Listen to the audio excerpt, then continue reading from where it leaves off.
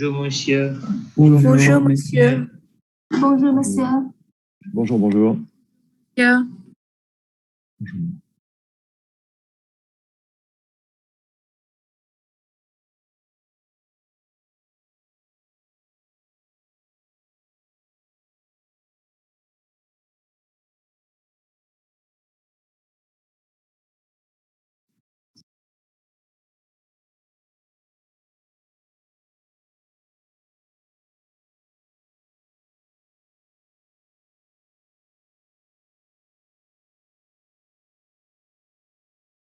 Alors, on va attendre un petit peu parce que tout le monde n'est pas connecté. Ça arrive au fur et à mesure.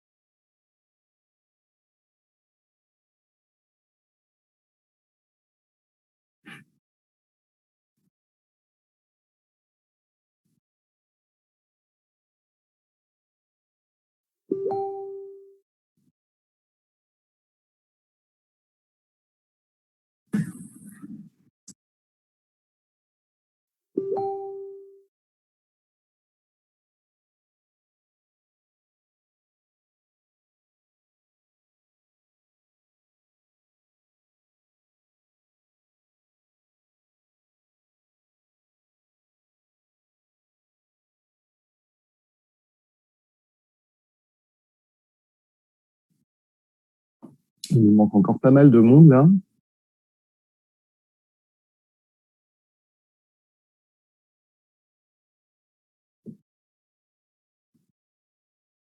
Alors, avant de commencer, est-ce que vous avez des questions par rapport à la séance de la semaine dernière? Est-ce qu'il y a des points sur lesquels vous voulez que je revienne? Oui, j'ai une question. Oui, je vous écoute. Concernant la partie de couplage de Mizoroki. Oui. Ma question, c'est pourquoi est-ce que le R1, c'est pas natif? J'entends beaucoup un chien aboyer, mais j'ai pas entendu votre question. Ma question, c'est pourquoi est-ce que le R1, c'est pas natif? Ce n'est pas quoi? Pourquoi R1? Le R1, c'est pas natif. Pourquoi? Alkyl. Ah, alors oui, ça c'est une très bonne question. Alors, des couplages palado-catalysés avec des dérivés alkyles, ça existe, mais c'est assez compliqué. On va pouvoir en reparler en M2. Mais je vais vous expliquer pourquoi c'est pas simple. Alors, je vais partager l'écran, comme ça j'aurai un support pour vous expliquer un peu comment ça fonctionne et pourquoi c'est difficile. Il faut bien voir que dans le couplage, tous les couplages palado-catalysés quasiment, la première étape du cycle catalytique, c'est l'addition oxydante du palladium 0 dans une liaison carbone-halogène. D'accord? Donc, attendez, j'admets au fur et à mesure les retardataires. Et du coup, on va se retrouver, dans votre cas, si on admet que R1 est un alkyle, on va se retrouver avec un alkyle ici. On est bien d'accord? Oui? Je ne sais pas si vous m'avez suivi. Oui. Ouais. Alors, du coup, le problème, c'est qu'on a vu que… Ah, il faut que j'arrête le partage. Essayez d'arriver à l'heure, là, parce que sinon, c'est l'enfer. Je suis obligé d'arrêter le partage d'écran. Et la prochaine fois, à 14h05, j'arrête d'accepter dans la salle. Voilà, je reprends. Là, je vais pouvoir revoir le diaporama. Le problème, c'est que lorsqu'on a des alkyles sur le palladium, il y a une réaction parasite qui est gênante, c'est la réaction de bêta-élimination, comme je vous l'avais montré lorsque j'ai parlé des extrusions d'oléfines. Donc, si vous vous retrouvez après addition oxydante avec un alkyle palladium comme ça, et que vous avez des protons acides en bêta du métal, vous allez avoir une bêta-élimination qui va pouvoir se produire. Et ça, du coup, ça va faire que vos conditions de couplage ne vont pas être optimales puisque vous allez dégrader vos partenaires électrophiles dans votre couplage croisé palado-catalysé. Voilà pourquoi c'est très peu favorable. Alors, il y a quelques exemples. Alors, je ne développerai pas cette année, mais il y a des exemples un peu plus récents qui ont été développés par Grégory Fou, notamment sur les couplages de Kumada qui mettent en jeu des organomagnésiens comme partenaires nucléophiles. Et dans ce cas-là, on peut avoir l'utilisation de coupler des alkyles, créer de la liaison carbone-sp3, carbone-sp2. Voilà. Est-ce que j'ai répondu à votre question? Oui, merci. Ouais. Est-ce qu'il y a d'autres questions avant qu'on poursuive le cours par rapport à ce qu'on a vu la fois dernière?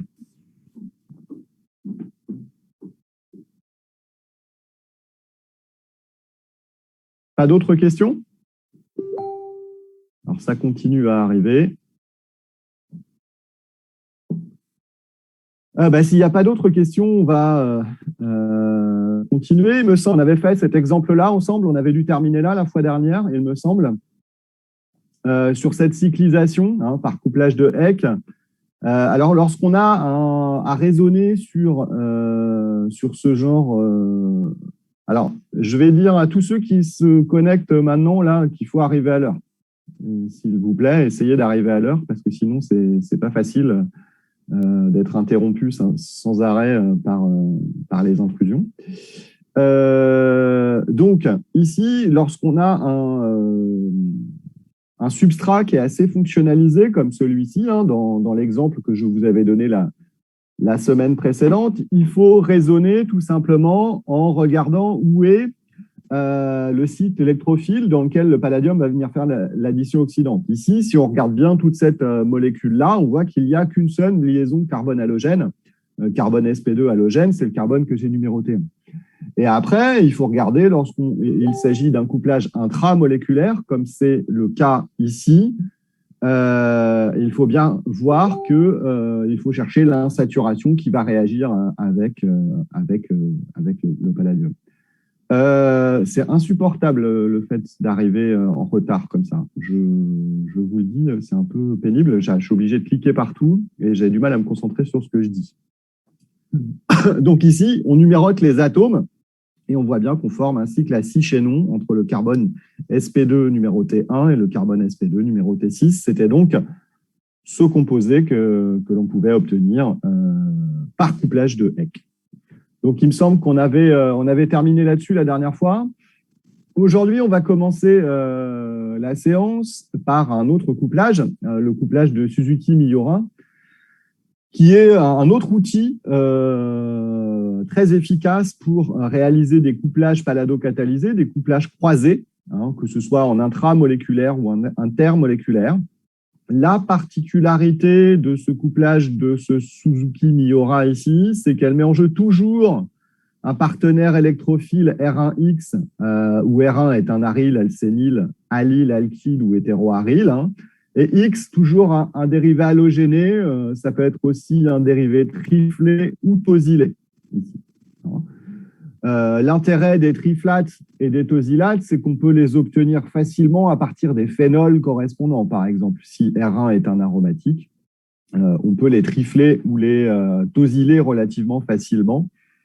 Et les phénols sont facilement accessibles. Le second partenaire de ce couplage de Suzuki-Miura ici est un partenaire borylé. Le partenaire borylé dessiné en rouge ici, où finalement, on va se retrouver avec une liaison carbone sp2 bore et on va être capable de coupler ce carbone hybridé sp2 qui porte le bore avec le fragment R1 pour obtenir des oléfines disubstituées, par exemple ici.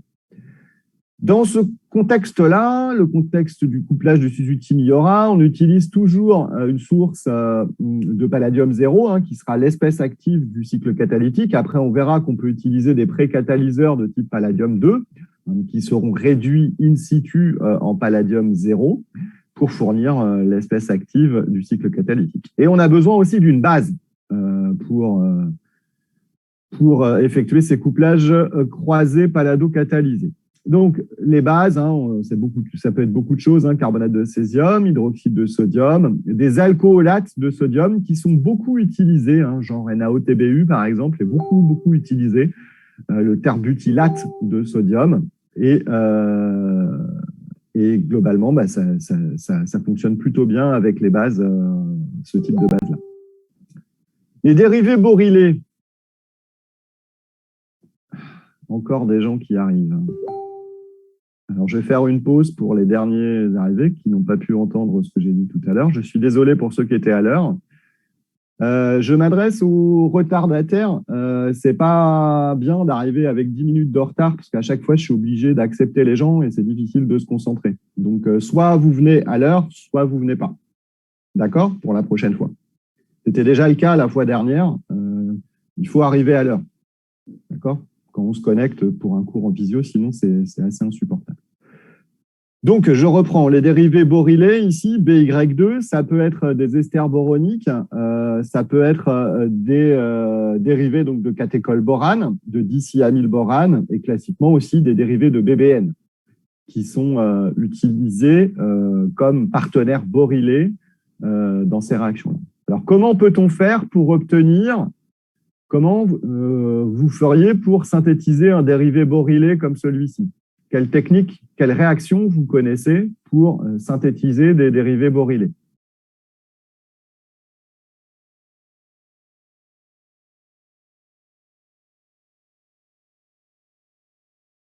Comment fait-on pour préparer un dérivé comme ça, borylé?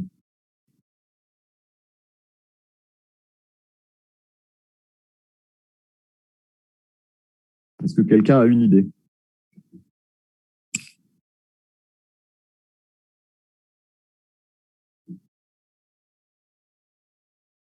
On utilise la réaction hydroboration.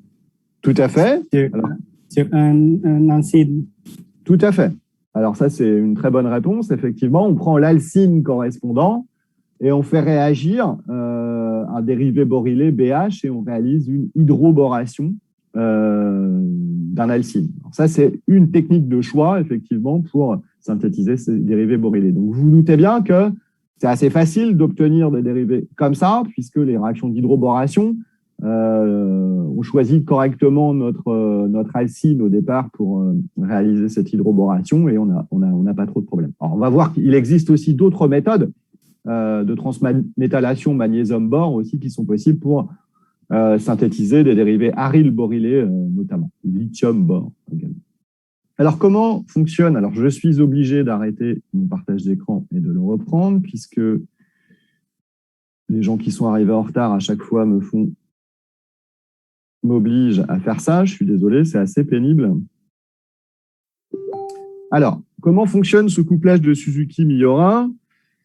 Ce couplage de Suzuki-Miura, on va voir ici, j'ai encore pris un exemple, tout comme j'avais pris l'exemple pour le couplage de Heck de la semaine dernière. Ici, je prends l'exemple où le pré-catalyseur est du palladium tétrakis. Palladium Pfi3 4 fois. Il s'agit d'un palladium tétrakis de type ML4 à 18 électrons de valence. Okay. Si j'ai deux pertes de ligands triphénylphosphine, je vais obtenir du palladium Pfi3 2 fois de type ML2, espèce à 14 électrons. Et c'est ce palladium 0 à 14 électrons qui est l'espèce active du cycle catalytique. Okay. Comment s'appelle cette réaction élémentaire, là, la première étape? Ici, ça s'appelle comment, cette réaction élémentaire?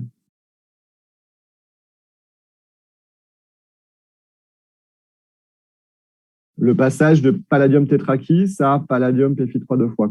Quelle réaction élémentaire est engagée là?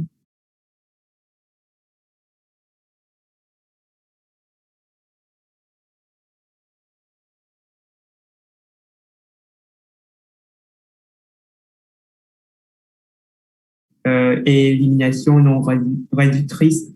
Tout à fait. Il s'agit d'une double élimination non réductrice puisqu'on perd deux ligands L. Tout à fait, très bien.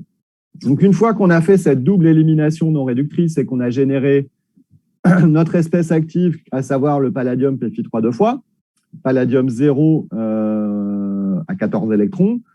On va avoir une addition oxydante du palladium dans la liaison carbone-halogène, par exemple, ou bien carbone triflate ou carbone tosylate du partenaire électrophile. Une fois qu'on a fait cette addition oxydante, on obtient cette espèce de type Ml2X2 à 16 électrons de valence. Okay, et cette espèce-là va subir, dans le cas où on utilise, je vous ai dit tout à l'heure, que les bases utilisées dans les couplages de Suzuki sont souvent, alors ce n'est pas toujours le cas, mais sont souvent des bases de type alcoolate de sodium ou alcoolate de potassium. Alors dans ce cas-là, on va avoir une substitution de ligand X pour activer encore plus le palladium. On va substituer donc soit le chlore, soit le tosylate ou le triflate ici par une base nucléophile ici, pour obtenir toujours cette espèce de type Ml2X2 à 16 électrons, d'accord. Et va s'en suivre, après cette étape-là, une étape de transmétation palladium-bore, d'accord. Et on va installer le second partenaire de couplage sur le palladium et on va sortir du cycle catalytique en sous-produit dans ces couplages de Suzuki, une espèce ROBY2. C'est un sous-produit de la réaction de Suzuki. Et enfin, la dernière étape du cycle catalytique, ce sera une réaction d'élimination réductrice pour expulser du cycle catalytique le produit de couplage croisé, le produit de la réaction de Suzuki. Et dans le même temps, cette élimination réductrice nous permet de régénérer l'espèce active du cycle catalytique, à savoir le palladium Pfi3 deux fois de type Ml2 à 14 électrons, l'espèce active de palladium 0. D'accord? Voici comment ça fonctionne. Vous voyez qu'il y a un certain nombre de similitudes avec ce que j'ai pu raconter sur le couplage de Heck. Il y a beaucoup de choses qui se ressemblent dans les mécanismes, dans les cycles catalytiques de la chimie du palladium. Okay, alors, quelques exemples historiques des couplages de Suzuki-Miura. Ici, j'ai choisi des couplages intermoléculaires entre deux molécules différentes. Qu'est-ce qui se passe ici? Si je mets 5 mol % de palladium tétrakis avec de l'éthylate de sodium dans l'éthanol et que je mets ces deux partenaires-là à réagir, je vais avoir le partenaire électrophile, liaison carbone sp2 brome ici, la liaison dans laquelle le palladium va venir faire son addition oxydante. Et de l'autre côté, j'ai ce partenaire borylé, c'est-à-dire que je vais créer une liaison carbone-carbone entre ce carbone-ci, que je pointe avec ma souris, et ce carbone-là. Autrement dit, je vais créer cette liaison carbone-là, carbone-carbone-là, et je vais synthétiser un diène ici en l'occurrence. Alors, qu'est-ce qui est important de souligner là-dessus? Ce qui est important, c'est de regarder ici si on a une oléfine E, ici, ainsi qu'une oléfine Z, ici, on conserve la stéréochimie EZ dans le produit de la réaction. Okay, on a une rétention de configuration des doubles liaisons dans ces couplages croisés de type Suzuki-Miura. À titre d'exemple, on peut enchaîner des liaisons Z. Si je prends le dérivé borylé, ici, un acide boronique, si je prends cet acide boronique Z avec cette bromo-oléfine Z, je vais créer cette liaison carbone-carbone là, en conservant la stéréochimie ZZ. Vous voyez, la stéréochimie ZZ sur le produit, elle est supérieure à 98%. De même, pour ce composé-là. Comment je peux faire pour vérifier la stéréochimie EZ des alcènes ici? Quelle technique analytique je peux utiliser? Et sur quelle base, ensuite, je vais m'appuyer? Comment on fait pour caractériser un composé organique Z ou E?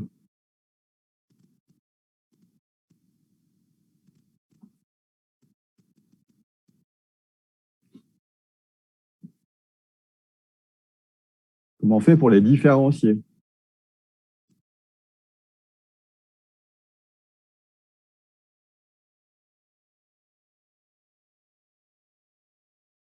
Aucune idée?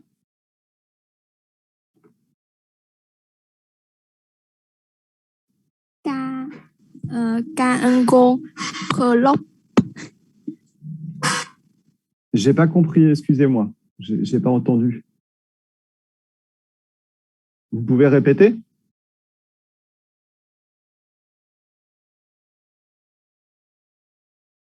Est-ce que vous pouvez répéter ce que vous avez dit? J'ai pas compris, s'il vous plaît.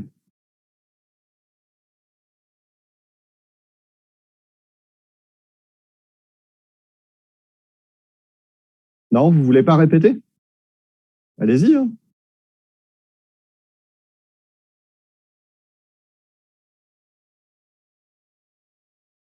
Non, ça, c'est les règles de Khan, Ingold et Prelog. Ça n'a rien à voir. Mais quelle technique analytique vous allez utiliser pour mesurer le pourcentage, le ratio EZ sur une oléfine?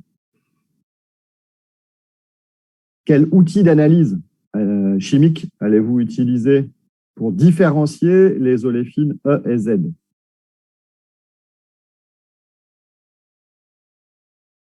Qu'est-ce que vous connaissez comme technique d'analyse pour caractériser les composés organiques? On utilise le RMN.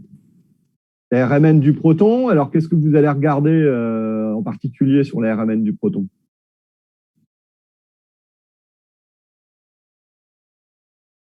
Ouais, la RMN va nous donner des infos, mais quoi en particulier sur un spectre RMN? Quelle donnée sur un spectre RMN sera importante pour différencier les oléfines Z et E? Le couplage entre les pics. Ouais, les constantes de couplage entre les pics. Et alors, c'est quoi les grandeurs des constantes de couplage attendues pour un couplage Z et un couplage E sur un alcène?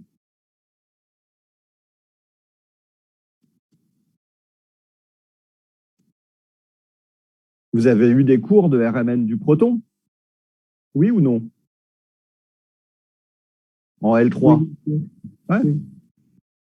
Alors, c'est quoi les grandeurs des constantes de couplage Z et E pour les alcènes? En Hertz.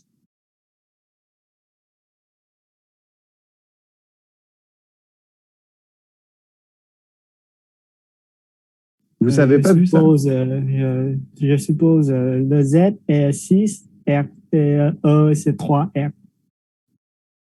C'est ça?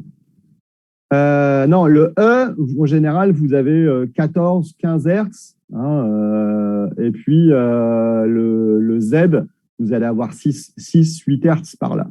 D'accord? 2 Hertz, c'est sur les protons géminés des alcènes. Ok, donc ça, il faut savoir ça. Ici, quand on est chimiste en master, qu'on s'intéresse à de la synthèse de composés organiques, il faut savoir caractériser les composés. Et ça, c'est des choses, il faut bien voir que les cours que vous avez, il n'y a pas de cloison imperméable entre vos cours. C'est-à-dire que ce que vous voyez en RMN, en chromato, en spectro de masse et tout ça, tous les outils analytiques, c'est hyper important pour un chimiste de synthèse. Donc, il faut être capable aussi de savoir comment je fais pour déterminer mes ratios Z, E ici. Quel outil d'analyse je vais utiliser. Ici, la RMN du proton et en particulier les constantes de couplage 6 et trans, ici, vont me permettre de différencier mes oléfines. Alors, si je prends cet exemple-là, je n'aurai pas la même constante de couplage entre mes deux protons sur mon oléfine ici que mes deux protons sur mon oléfine là. OK? Bon, ici, toujours est-il qu'on a possibilité de maîtriser la stéréochimie sur nos réactions de couplage pallado-catalysées. OK? Et ça, l'outil d'analyse qui va me permettre de vérifier ça, c'est la RMN du proton, et en regardant en particulier les constantes de couplage que je vais avoir entre mes protons qui seront liés sur ces carbones hybridés SPD. Alors ici, je vous ai mis un petit exercice. C'est un exemple historique d'une des premières applications que vous voyez en 1985 ici, une des premières applications du couplage de Suzuki-Miura dans la synthèse. Et ici, il s'agissait de la synthèse du trisporol B-benzyl éther, qui est cette molécule ici. Donc, je vous laisse un peu le temps de réfléchir pour trouver les structures de A et B ici. D'accord? Je vous laisse réfléchir, essayer de le faire chez vous. Et puis, on va corriger ensemble quand vous serez prêts.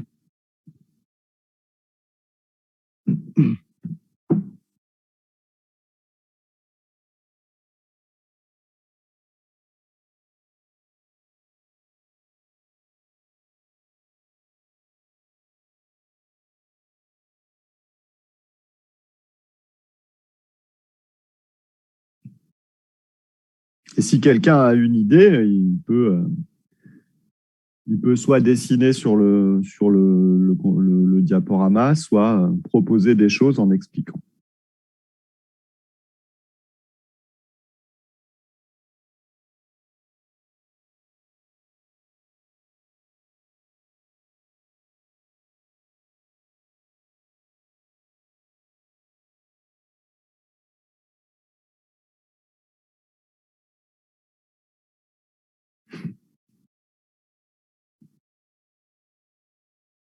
Alors,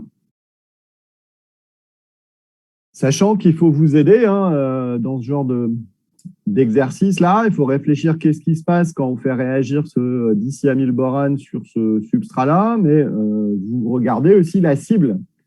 La cible de la réaction, c'est ce composé-là. Alors, il y a quelqu'un qui se lance, c'est très bien, allez-y.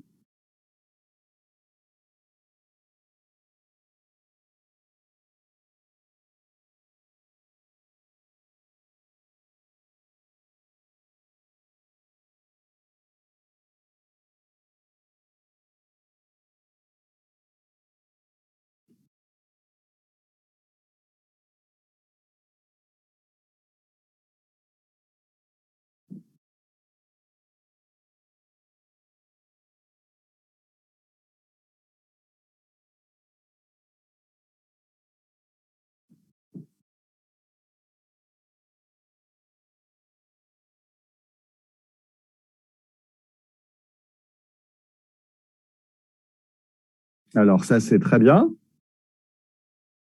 Je suis tout à fait d'accord. Le composé A, c'est bien celui-ci. Je ne sais pas qui a écrit, mais bravo, c'est très bien.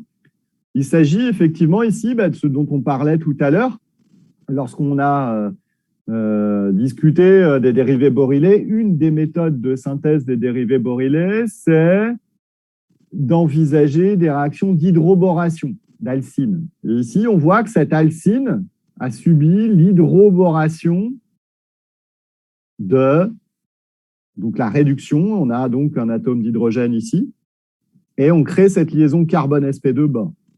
Donc c'est très bien, il s'agit d'une réaction d'hydroboration pour la première étape. Je suis tout à fait d'accord avec cette proposition-là. Alors, est-ce qu'il y a des questions sur cette première étape?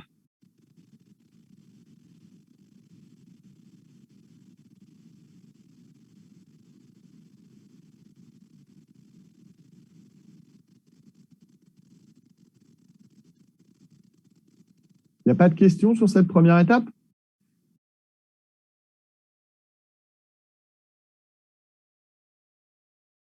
Ben, si ça va à tout le monde pour cette première étape, je vous laisse un peu réfléchir pour le composé B.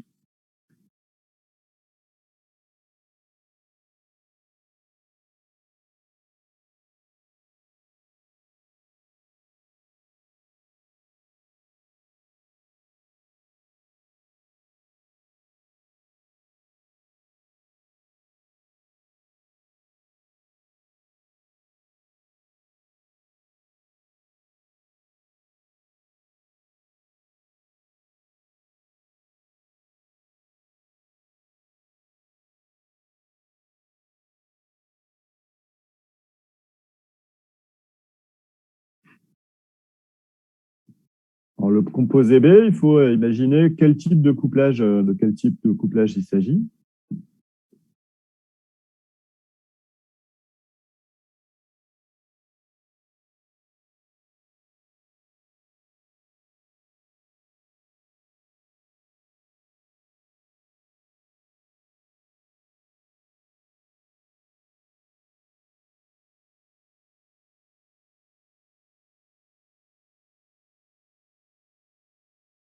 Alors, là, ce que vous m'avez dessiné en jaune, vous pouvez parler en même temps hein, de ce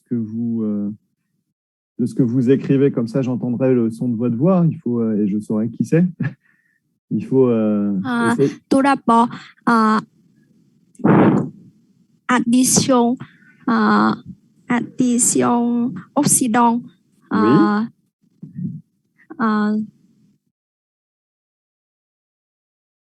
Du palladium. Allez-y. Hein. Addition oxydante du palladium dans la liaison carbone-iode ici.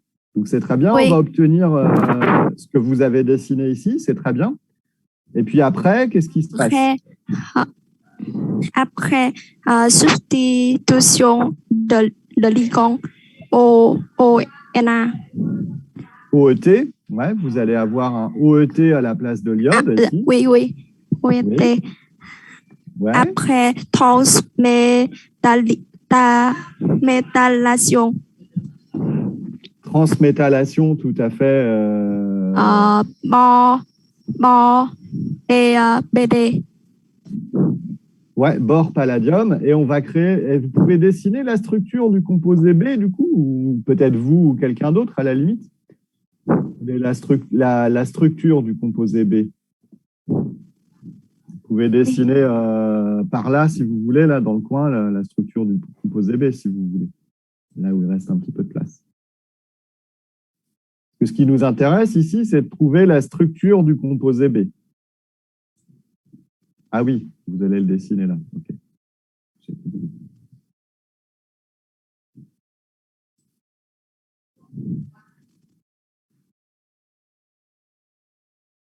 Mais oui, allez-y. Je ne sais pas qui dessine en vert, là, mais vous pouvez continuer à dessiner la structure du composé B comme vous l'avez fait.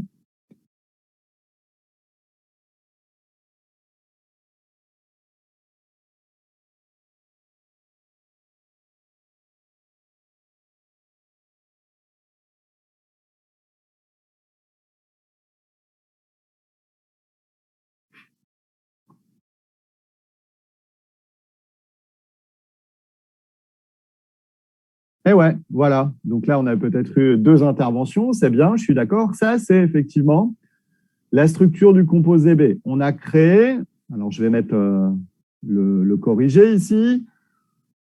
On a bien la structure qu'avait dessinée votre camarade tout à l'heure. Dans cette réaction d'hydroboration, on a bien créé la liaison carbone-sp2 bord et puis on a un atome d'hydrogène ici. Ça, c'est le composé A. D'accord? Le composé A.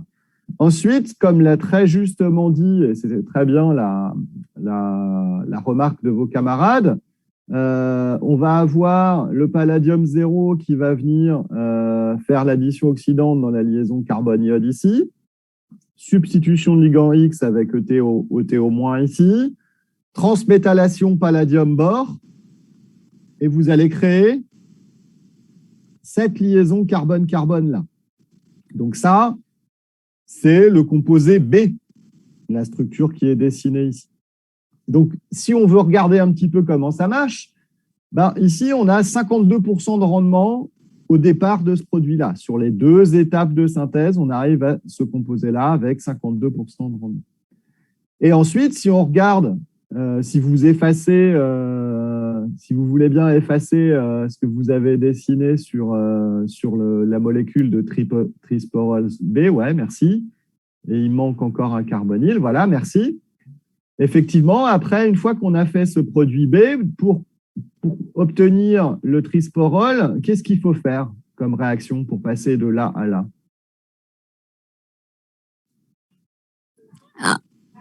Addition acide. Ouais, on va faire une hydrolyse acide.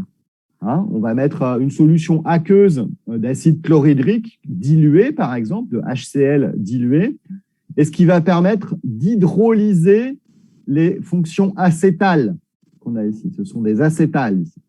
Et si j'hydrolyse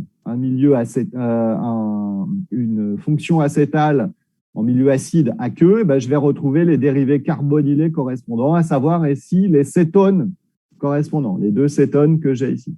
D'accord? Vous voyez qu'une structure comme celle-ci, elle est relativement facilement accessible. Alors évidemment, il faut synthétiser ce composé-là. et celui-ci, mais globalement, vous allez avoir ici un couplage qui est efficace où, encore une fois, la stéréochimie E au niveau de cette oléfine-là est respectée.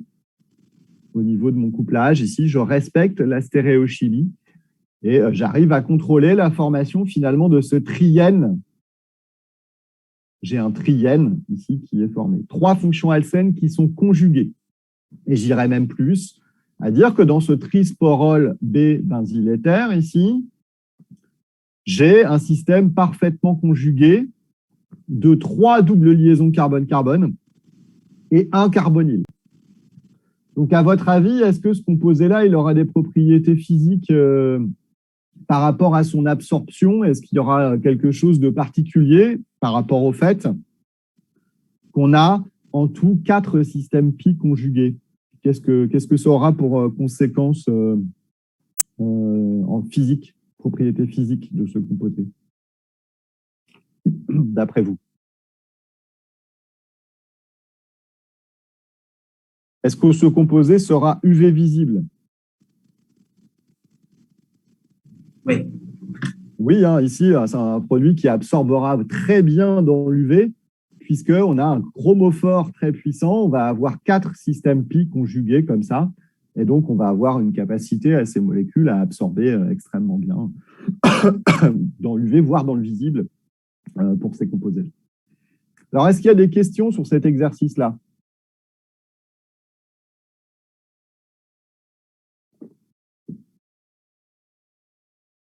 Est-ce que vous avez des questions?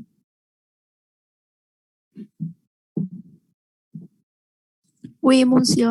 Oui, allez-y. Sur bord, il y a orbital libre. Donc,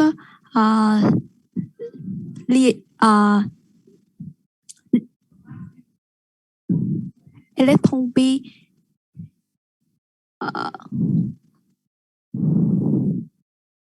donc liaison carbone et bord est stable. Ouais. Donc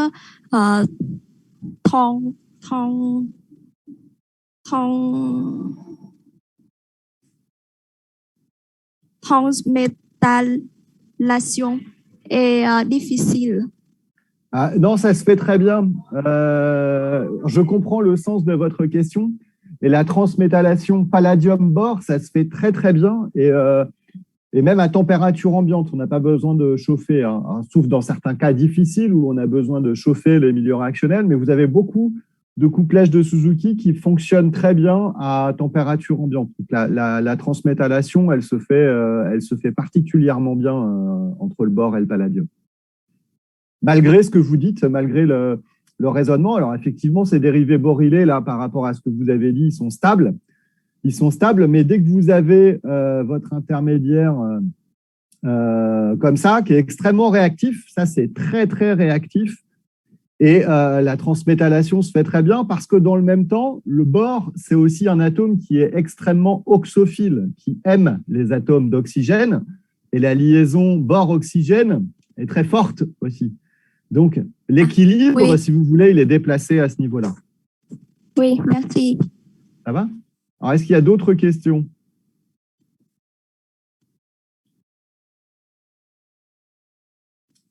D'autres questions là-dessus? Alors, typiquement, ça, c'est... Oui, je vous écoute. Monsieur, est-ce que la réaction hydroboration réagit avec le double liaison CC avant la triple liaison? Non, c'est plus réactif. Alors, c'est une très bonne question. Effectivement, vous avez raison de la poser. Les hydroborations sur les alcynes sont avec des cinétiques plus rapides que sur les alcènes. Premier point. Et deuxième point, sur une hydroboration d'alcène, le degré de substitution de votre alcène, plus il est substitué, moins ce sera facile, en fait. Et donc ici, on a quand même une oléfine qui est tétra-substituée finalement, donc qui sera beaucoup moins réactive, a priori, que la triple liaison ici qui sera très, très, très réactive. Et dans ce cas particulier, on peut peut-être même avoir aussi un effet de l'atome d'oxygène qu'on a ici, un effet complexant avec le bore qui va pouvoir orienter en plus de ça la réaction sur la triple liaison. Mais les alcynes sont plus réactifs que les alcènes pour l'hydroboration. OK? Oui, merci, monsieur. D'autres questions?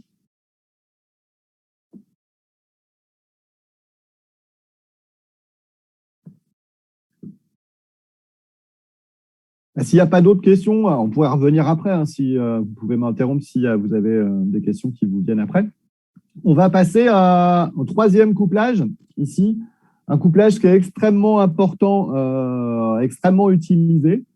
On va voir qu'il dispose de certains avantages et de certains inconvénients, mais il s'agit du couplage de stylés. D'accord ? Couplage de stylés, toujours pareil, hein, les partenaires électrophiles qui peuvent être des aryles, alkyles, alcényles, aryles, alcényles, alkyles, allyles, hétéroaryles, chloré, bromé, iodé, triflé, tosylé. Hein, ça peut être beaucoup de choses. Et des dérivés stanylés.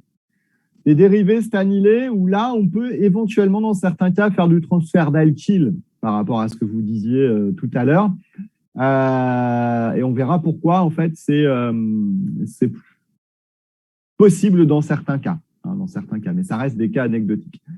Ici, le gros avantage de ce couplage de stylés, c'est qu'on n'a pas besoin d'additifs, on n'a pas besoin de base, on n'a pas besoin d'additifs, autre que le palladium 0, la source de palladium 0 qu'on va mettre. Et on fait notre couplage entre nos deux partenaires comme ça, et on a comme sous-produit ici un dérivé stanylé. Alors, je le disais, là, le gros avantage, c'est qu'on n'a pas besoin de base, ce qui est très bien parce que ça évite d'ajouter autre chose dans le milieu réactionnel. Premier point. Et ça veut dire que je peux me permettre de travailler avec des groupements R1 ou R2 qui seraient sensibles aux bases, par exemple. Contrairement à Suzuki-Miura, où je suis obligé de mettre une base. Donc, si je veux faire un couplage croisé de Suzuki-Miura et que j'ai des groupements R1 et R2 qui sont sensibles aux bases, ça va être un peu compliqué. Dans ce cas-là, il faudra avoir recours plutôt à des couplages de type stylé.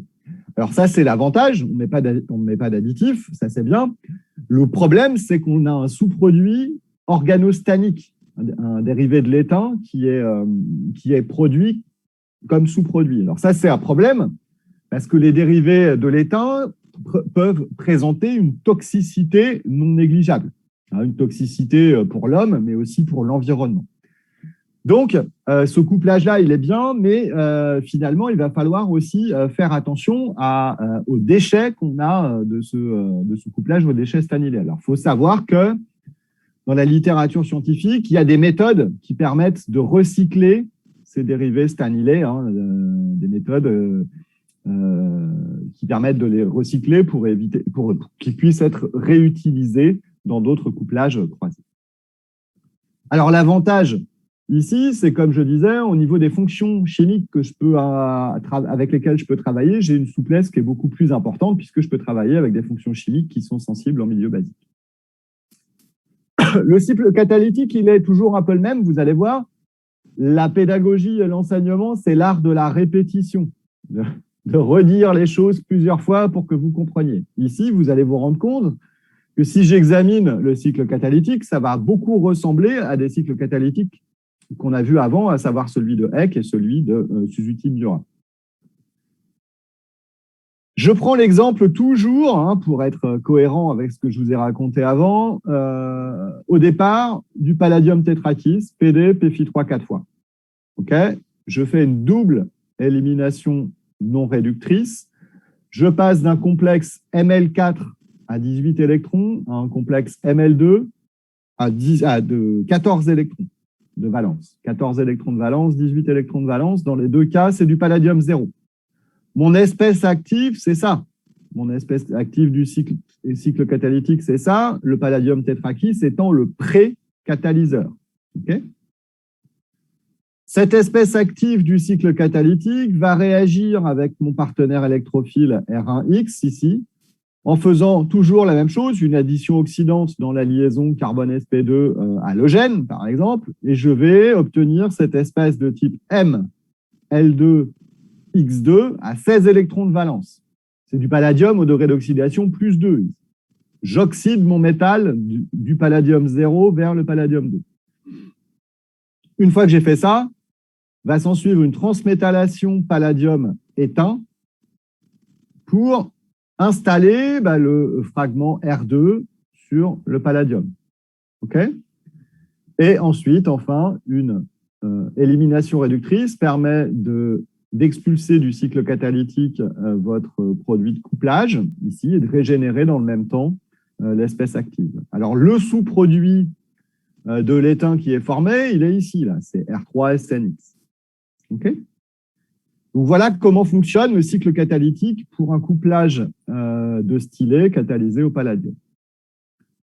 Quelques exemples historiques des couplages de stylés. Si je prends cet acétophénone avec un substituant triflate en para du motif acétyl, ici, je vais être capable de faire une allylation.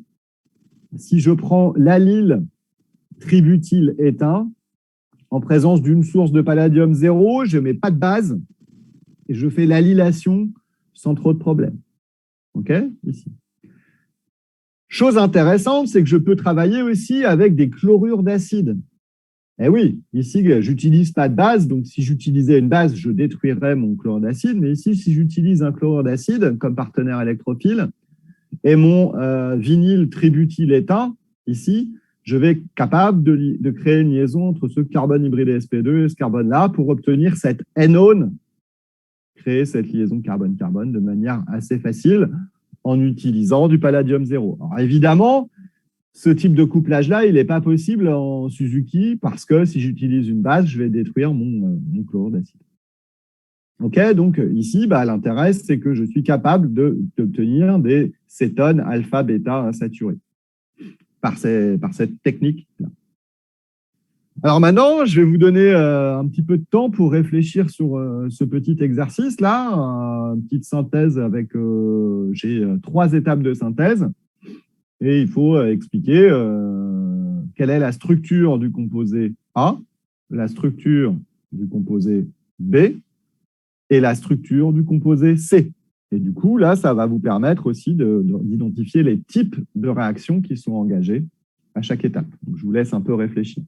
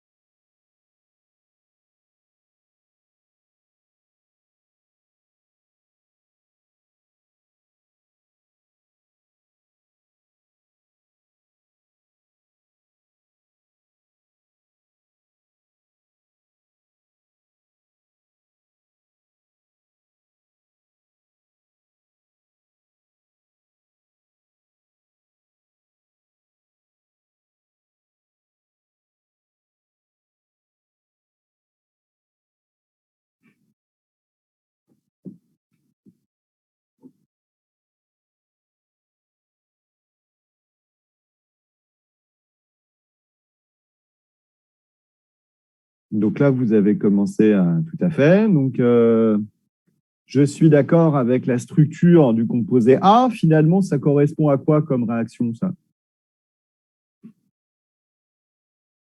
Donc, comment ça s'appelle, ce type de réactif?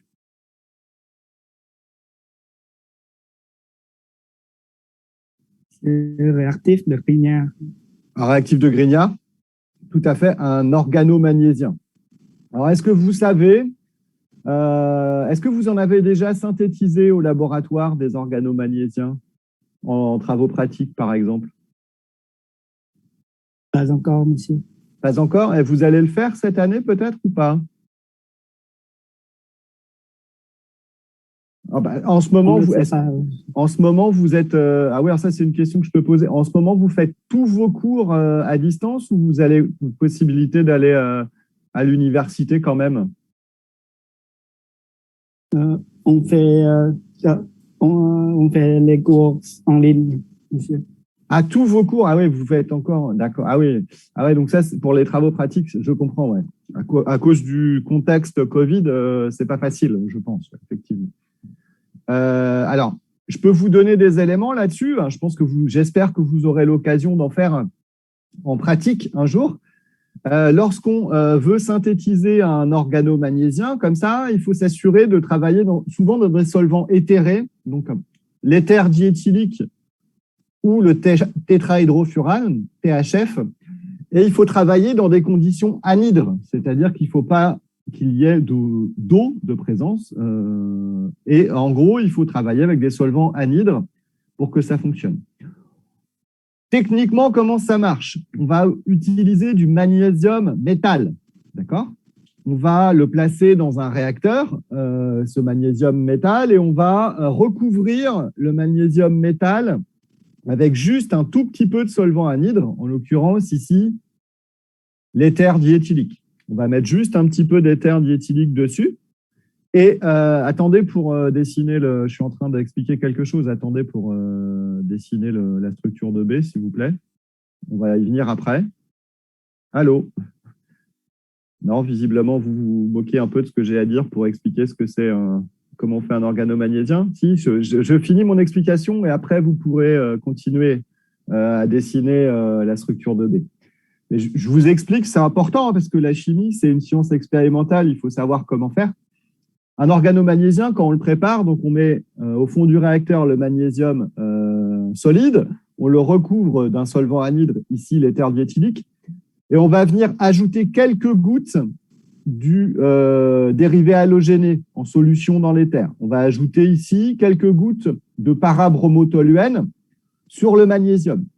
Et ce qui est important lorsqu'on prépare un organomagnésien, c'est d'amorcer la réaction, d'initier la réaction. C'est-à-dire que ces quelques gouttes de dérivés bromés qu'on a mis en présence de magnésium, la réaction d'insertion du magnésium dans la liaison carbone-brome, elle va se faire progressivement. Et en général, on a besoin de chauffer un petit peu. Alors, des fois, chauffer le réacteur avec ses mains, ça suffit. On agite et là, on va voir la réaction commencer à démarrer. Et cette réaction, elle est exothermique, elle dégage de la chaleur. Et vous allez voir le solvant qui va être porté à ébullition. À ce moment-là, vous allez voir, si vous avez placé un réfrigérant, vous allez voir un reflux commencer. Et dès lors que cette réaction elle est amorcée, vous pouvez continuer d'ajouter goutte à goutte votre dérivé bromé en solution dans le solvant anhydre. Et vous allez entretenir la réaction comme ça, en ajoutant doucement le dérivé halogéné sur le magnésium. D'accord? Il y a une chose qu'il ne faut absolument pas faire lorsqu'on veut préparer un organomagnésien, c'est tout mélanger d'un coup. Là, ça peut être très, très dangereux parce que si la réaction démarre d'un coup, vous pouvez avoir de gros problèmes. Donc, techniquement, lorsqu'on souhaite préparer un organomagnésien, il faut d'abord le démarrer avec un tout petit peu, une petite quantité du dérivé bromé sur le magnésium. On observe la réaction qui démarre et ensuite on ajoute goutte à goutte notre partenaire halogéné en solution. D'accord? Ça, c'est important. C'est quelque chose qui est très important. Et puis, vous vous doutez bien que ces composés-là, les organomagnésiens, ils sont fabriqués aussi à l'échelle industrielle, donc sur très, très gros volumes. Alors, vous doutez bien que plus vous avez un volume important, plus il faut faire attention à l'exothermie de la réaction. OK? Donc, voilà pour les organomagnésiens, les réactifs de Grignard. Maintenant, vous pouvez recommencer, si vous voulez, vous aviez quelqu'un avait commencé, je n'ai pas vu qui c'était, mais à dessiner la structure du composé B, mais vous pouvez y aller. Maintenant, reprendre à dessiner le composé B. Voilà, c'est en bleu, je reconnais.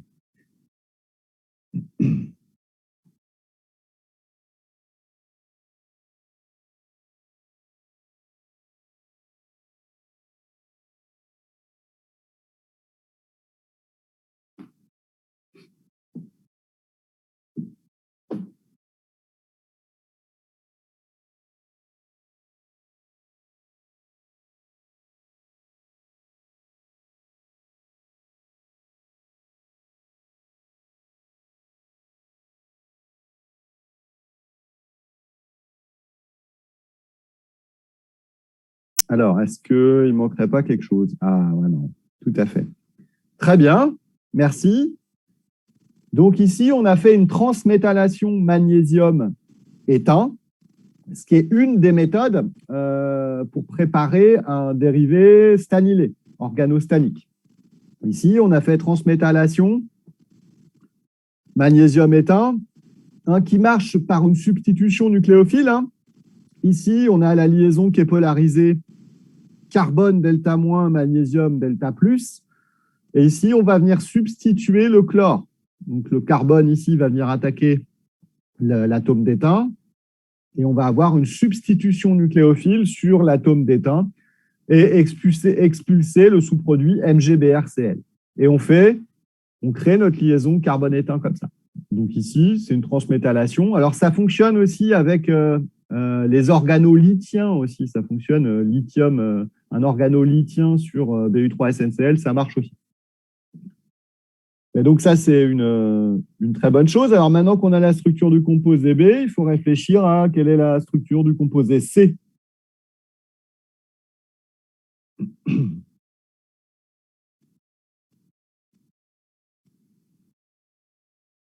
que quelqu'un d'autre veut dessiner la structure du composé C?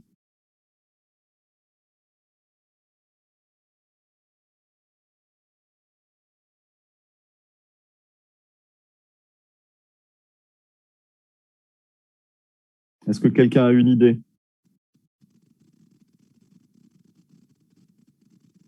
pour le composé C, ce composé-là? Si je fais réagir le composé B en présence de palladium tétraki, c'est de ce composé-là. Quel type de couplage je vais avoir, à votre avis?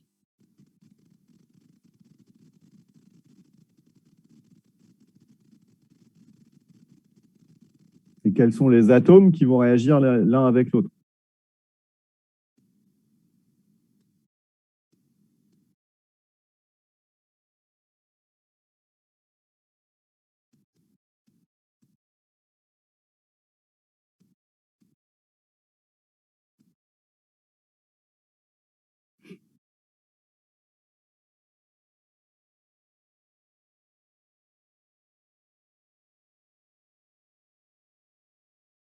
Alors, ouais.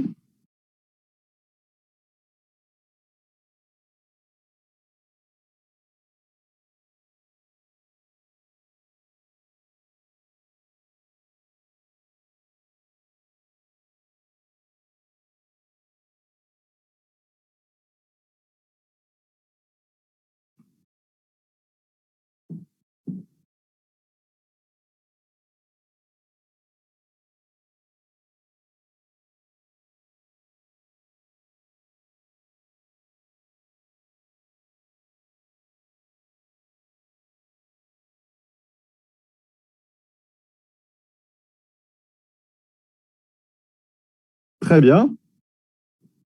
Très bien, très bien. Je vois qu'il y a eu un dessin à plusieurs, donc c'est parfait, effectivement. Merci. C'est un couplage de stylés en présence de palladium 0 ici. On va créer une liaison entre ce carbone, carbone électrophile. Ici, carbone sp2 iode. Le palladium 0 va venir faire une addition oxydante dans cette liaison-là. Et puis, la transméthallation va se faire entre la liaison carbone-étain ici. Et on va créer cette liaison entre deux carbones hybridés sp2. C'est effectivement la bonne réponse. Je vous remercie. Alors ici, voilà, j'avais dessiné les structures. Comme vous voulez le voir, ce sont les mêmes. Et ici, on a vu cette année en M1 avec vous, pour les couplages catalysés au palladium, on verra que ces couplages-là, on verra qu'il y a des variantes de ces couplages-là qui sont un petit peu différents, avec des couplages de stylés avec insertion de CO. On verra les couplages de Negishi, de Sonogashira, on va le voir cette année parce qu'il est particulier, de Kumada. Et on va voir effectivement qu'après, tout va se jouer sur la nature de l'organométallique qu'on va utiliser. Vous avez vu organostanique c'est des couplages de stylets, mais si j'utilise directement dans mon couplage un organomagnésiien, ça va être les couplages de Kumata. Dans ce cas-là, je ferai des transméthallations palladium-magnésium. Si j'utilise un organozincique, eh bien, ce seront les couplages de Negishi. Et on verra ça l'année prochaine. Alors, est-ce qu'il y a des questions sur ce couplage de style? Est-ce que vous avez des questions là-dessus?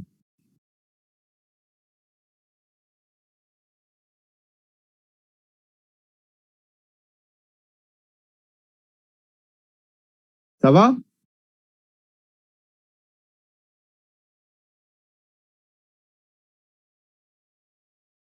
Alors, typiquement, ce genre d'exercice-là, c'est vraiment des petits exercices. On verra que pour l'examen, il faudra absolument maîtriser ce genre d'exercice-là. Ce sont des choses, on va dire, un petit peu plus loin. On fera d'autres exercices quand le cours sera terminé.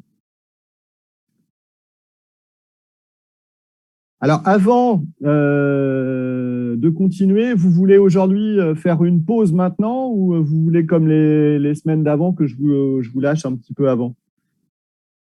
Qu'est-ce que vous préférez?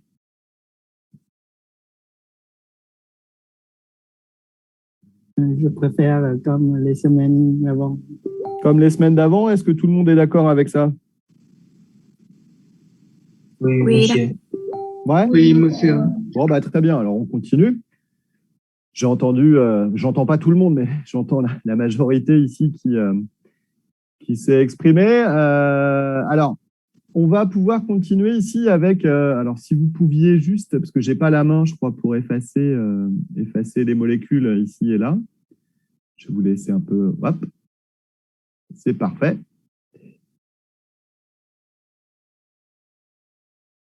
Voilà, je vais parler, je vous ai dit qu'il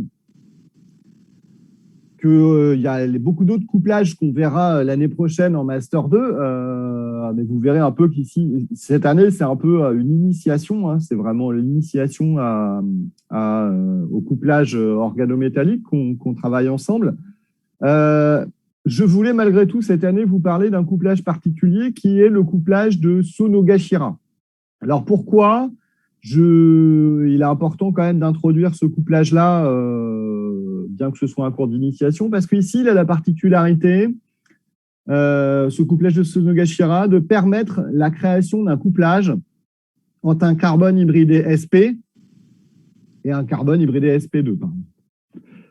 Et c'est intéressant, ce couplage de Sonogashira, parce qu'il va permettre la fonctionnalisation d'alcyne vrai. En fait, un alcyne vrai, c'est un alcyne qui va avoir un des deux substituants qui va être un atome d'hydrogène. Et ça permet de fonctionnaliser une position terminale d'un alcyne, toujours en présence de palladium 0.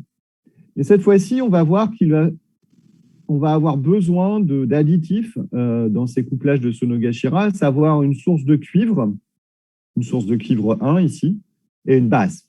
On va voir pourquoi on a besoin de tout ça. Les bases qui sont utilisées dans ces couplages de Sonogashira sont bien souvent des amines. On va voir tout à l'heure à quoi servent ces bases. Et les amines fonctionnent plutôt bien dans ces couplages de Sonogashira.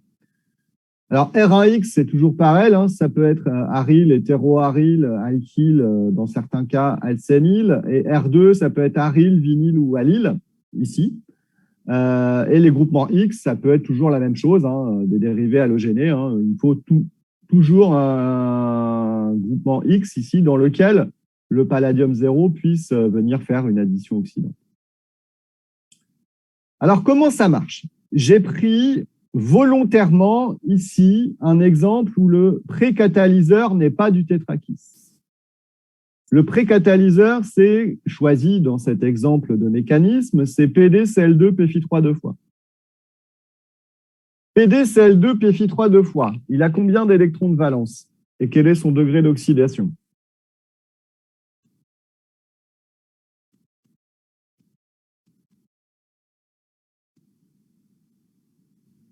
Il a 16 électrons de valence et le BD, le degré de l'oxydation est 2. Tout à fait. Plus de. Plus 2. Alors ici, on a un complexe de type Ml2X2, puisque les atomes de chlore sont des ligands X et les atomes et les ligands triphénylphosphine sont des ligands L. Donc on est Ml2X2, c'est-à-dire que le nombre d'électrons de valence sera 10 électrons pour le palladium, plus 2 ligands X, plus 2 fois 2, 4. Donc 10 plus 2 plus 4, on arrive à 16 électrons de valence. Ici, on a du palladium 2.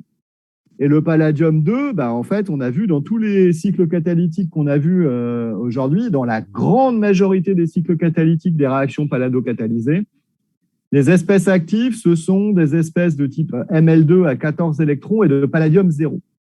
D'accord? Donc ici, si j'avais utilisé du palladium tétrakis comme précatalyseur, je n'aurais pas eu besoin d'écrire tout ça avant. Ici, je vous montre que on peut utiliser des précatalyseurs de palladium 2 qui peuvent être réduits en palladium 0 in situ dans la réaction. Comment ça marche? Ici, si j'ai mon palladium 2, si je fais réagir 2 équivalents d'alcyne par rapport au palladium avec l'intervention de la base et du cuivre, je vais installer ces 2 fragments-là. On verra par la suite comment ça fonctionne. L'élimination réductrice me permet d'avoir un produit d'homocouplage de mon partenaire alcynique. Et ça me permet de générer mon espèce active. OK ?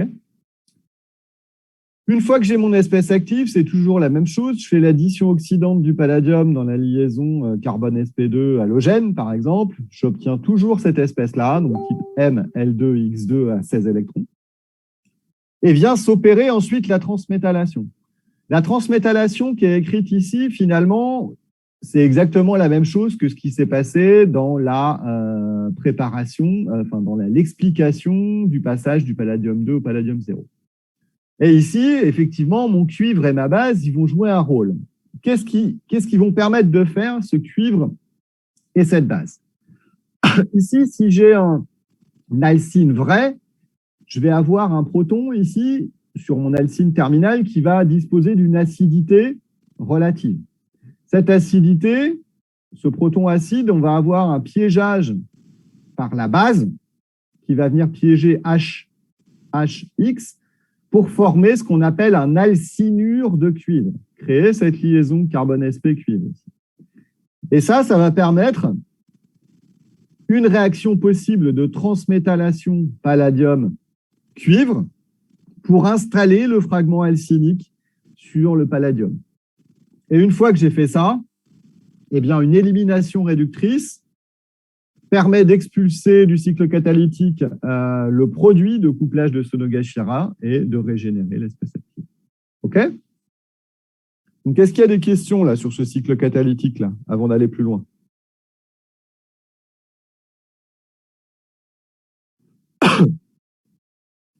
Donc, il me faut une source de cuivre 1 et une base.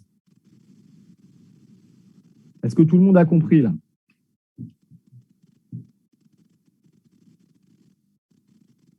Oui, non?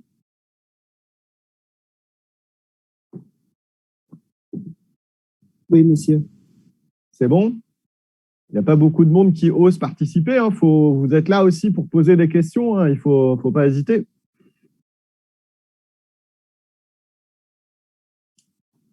OK. Donc, ce cycle catalytique-là, j'ai mis volontairement, hein, j'insiste, si je souhaite faire un couplage de Sonogashira avec du palladium tétrakis, ça va fonctionner aussi, hein, ça va marcher aussi. Ici, j'ai pris un autre exemple pour vous montrer que des précurseurs, des précatalyseurs de palladium 2, ça peut marcher aussi, mais il faut à condition qu'ils soient réduits en palladium 0 dans le milieu réactionnel. Alors, qu'est-ce qui existe dans la littérature? Il existe beaucoup de choses, comme d'habitude. J'ai sélectionné volontairement des exemples, ici avec un hétéroaryl. Ça s'appelle comment cet hétérocycle à 5 chaînons avec un atome de soufre là? Est-ce que vous savez comment ça s'appelle ces composés-là?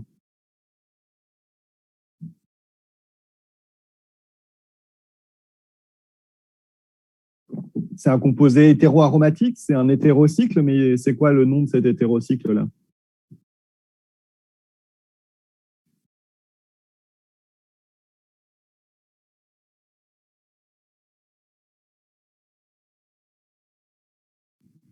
Thiophène. Ouais, ici, c'est le 2-iodo-thiophène. Le 2-iodo-thiophène, il va réagir avec cette alcyne vraie, cet alcool propargylique. Donc, on va créer une liaison entre ce carbone hybridé sp et ce carbone hybridé sp2. On crée cette liaison-là. Ici, vous voyez le catalyseur de palladium qui est utilisé, c'est directement du palladium sur charbon et on met en plus en mélange avec de la triphénylphosphine pour venir stabiliser le palladium 0. Hein. Et on place du cuivre 1 pour faire la transmétallation et la base utilisée, c'est le carbonate de potassium ici. Cette réaction, elle fonctionne même si je la fais dans l'eau. Okay, comme solvant, et je crée cette liaison carbone-carbone là. Ça fonctionne avec un rendement de 95% après purification. Donc ça fonctionne très bien. Je peux coupler cet alcool allylique iodé dans cette position avec un alcool propargylique protégé et je crée une liaison entre ce carbone hybridé sp2 et ce carbone hybridé sp. Ici, je crée cette liaison-là. Qu'est-ce que c'est TBS là? Est-ce que vous savez ce que c'est?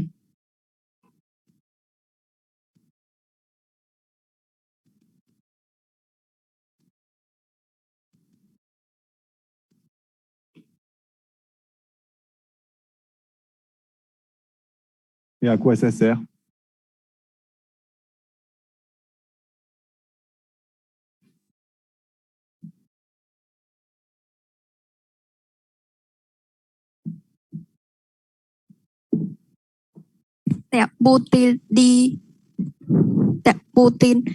Diméthylsilyle. Ouais, tout à fait. Terbutyl diméthylsilyle. Et ça sert à quoi en chimie, ces trucs-là?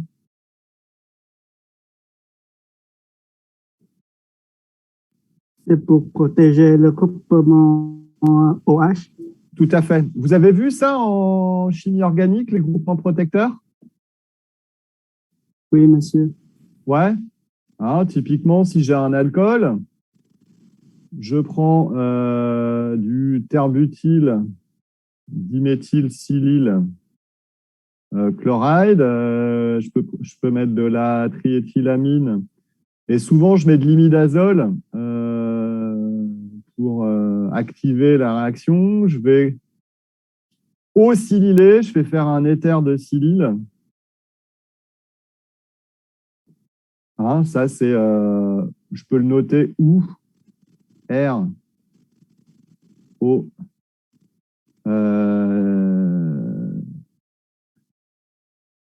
TBS, hein, ou TBDMS, des fois il y a des gens qui l'appellent.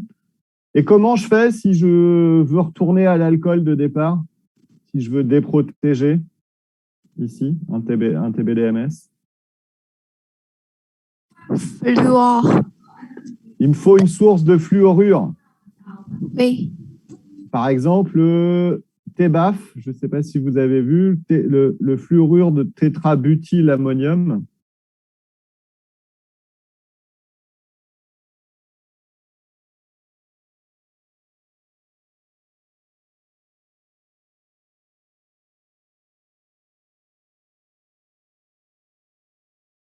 Le fluorure de tétrabutylammonium en français.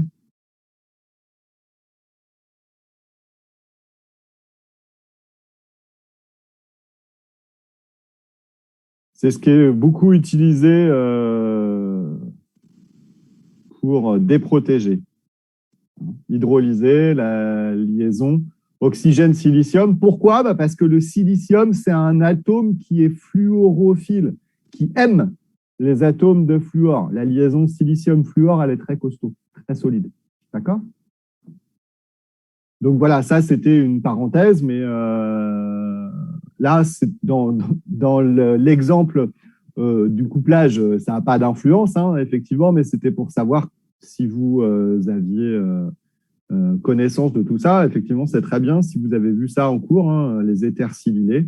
Hein, c'est un éther silylé. Et c'est beaucoup utilisé comme groupement protecteur des alcools, énormément utilisé. OK. Est-ce que vous avez eu le temps de noter ça ou vous voulez que je vous laisse un peu de temps? Ça va? Oui, ça va, monsieur. OK. Alors, je reprends le cours du coup.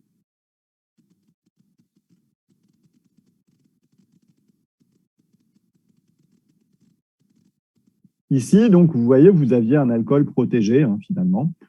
Alors, pourquoi c'est intéressant? Parce que ici, j'ai déjà un alcool. Et si je fais le couplage avec deux alcools primaires, je vais me retrouver avec des réactivités similaires de mes alcools primaires. Alors que là, si j'en ai un sur les deux qui est protégé, ici, sur mon produit, je vais pouvoir, par exemple, faire une estérification sur cet alcool-là. Et une fois que j'aurai introduit un groupement fonctionnel sur cet atome d'oxygène ici, je pourrais déprotéger mon éthersilylé et puis fonctionnaliser l'autre partie de la molécule. C'est ça l'intérêt d'utiliser ce qu'on appelle des groupements protecteurs en chimie. OK? Alors, ici, du coup, je vous ai remis, comme d'habitude, un petit exercice où vous allez pouvoir réfléchir un peu. C'est un exemple historique, hein, assez ancien. Alors, ça veut dire que moi, j'ai choisi des exemples assez vieux pour vous montrer que c'était aussi déjà utilisé à l'époque. Évidemment, j'aurais pu choisir une publication de 2021. Il y a beaucoup de publications en 2021 qui utilisent des couplages. Ici, j'ai pris les exemples historiques et c'est un parti pris. Donc ici, il faut trouver la structure du composé A et puis la structure du 12S HETE. D'accord? Je vous laisse réfléchir un petit peu là-dessus.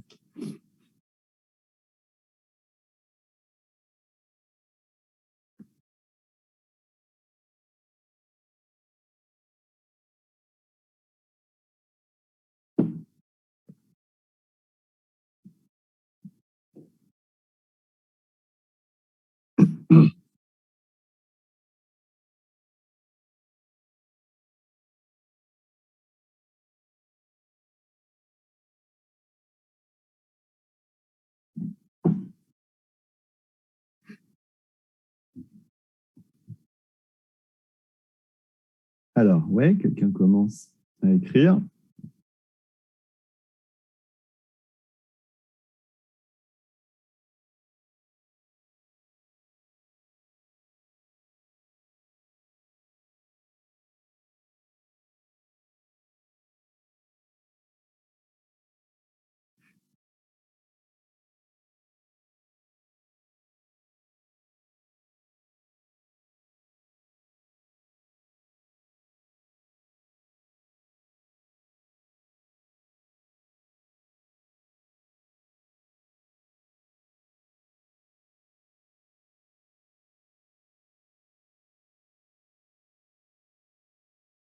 Ouais, mais ça a l'air bien parti.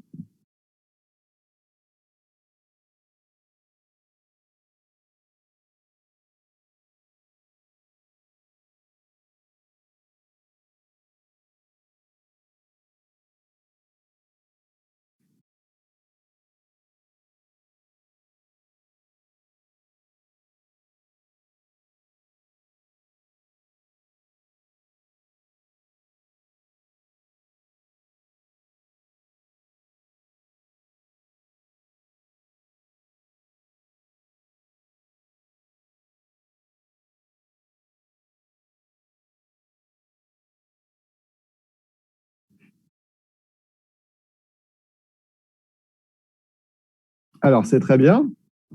Merci. Effectivement, ici, on a un couplage de Sonogashira qui nous permet de créer cette liaison-là entre ce carbone hybridé sp2 et ce carbone hybridé sp. On a l'alcyne vrai, c'est là où on va faire l'alcynure de cuivre qui va être transmétallée avec l'espèce palladier après addition oxydante ici du palladium dans la liaison carbone-brome. Et on crée une liaison donc entre ce carbone-ci et celui-là. Donc, on crée cette liaison-là. Très bien. Et ben ensuite, qu'est-ce qui se passe? On a, pour le passage de A à 12 HETE, on a un enchaînement de réactions ici à prévoir.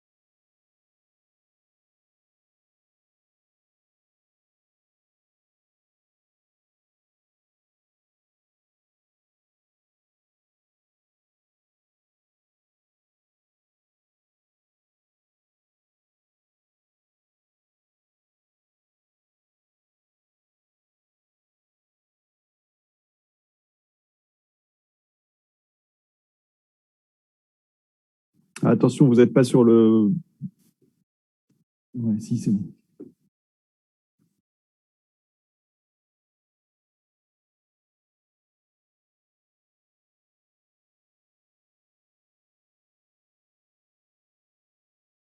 Oui, vous pouvez mettre la chaîne alkyle ici.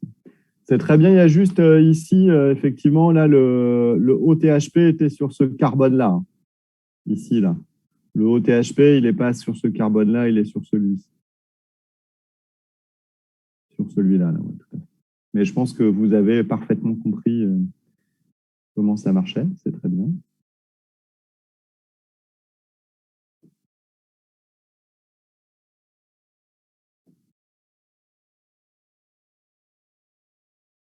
Ouais, et du coup, on a bien l'alcool de l'autre côté pour le produit.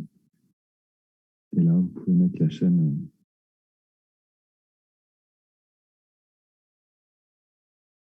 Bravo, c'est parfait. Alors, est-ce que vous pouvez expliquer? C'est très, très, très bien. C'est très bien. Tout est bon. Tout est très bien. Est-ce que vous pouvez expliquer comment vous avez... parce qu'en fait, si on observe ce qu'a fait votre camarade, si on passe de là à là, bah, l'ester, maintenant, c'est un carboxylate de lithium. On a une triple liaison qui s'est transformée en double liaison Z et on a un OTHP qui s'est transformé en OH. Okay, je suis d'accord avec ça, mais vous pouvez expliquer quelle étape permet de transformer les fonctions chimiques, s'il vous plaît?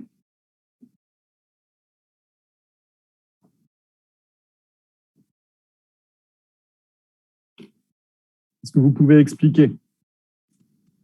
TSOH บวกconservant OTHP en HO de Linda Hydro บวก former Oui.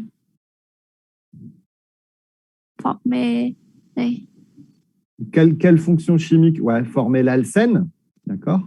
Oui. C'est une réduction, une hydrogénation catalytique, et ça permet de former l'alcène Z parce qu'il s'agit du catalyseur de Lindlar. Oui. Mais allez-y, et la dernière étape? Et base pour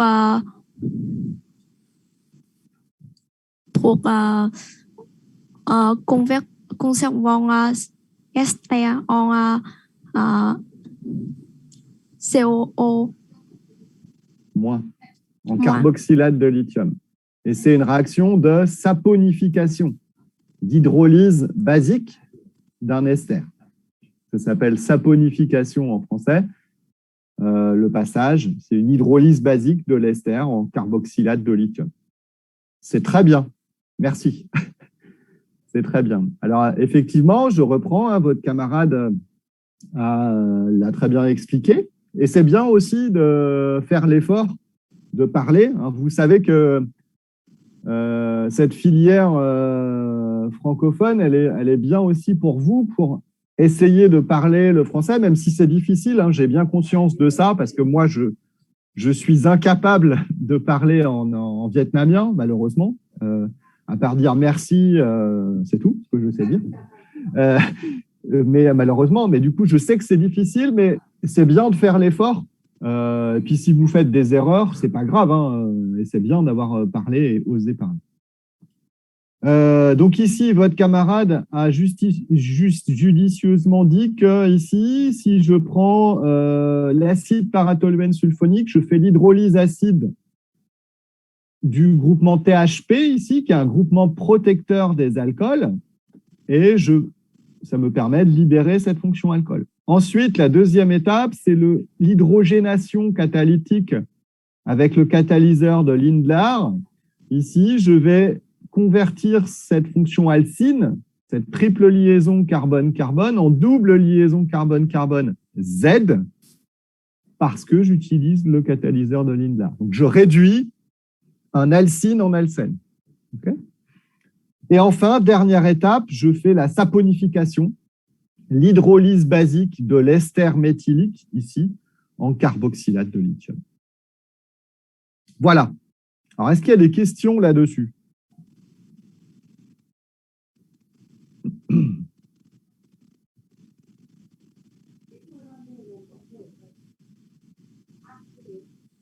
Est-ce que vous avez des questions sur cette synthèse?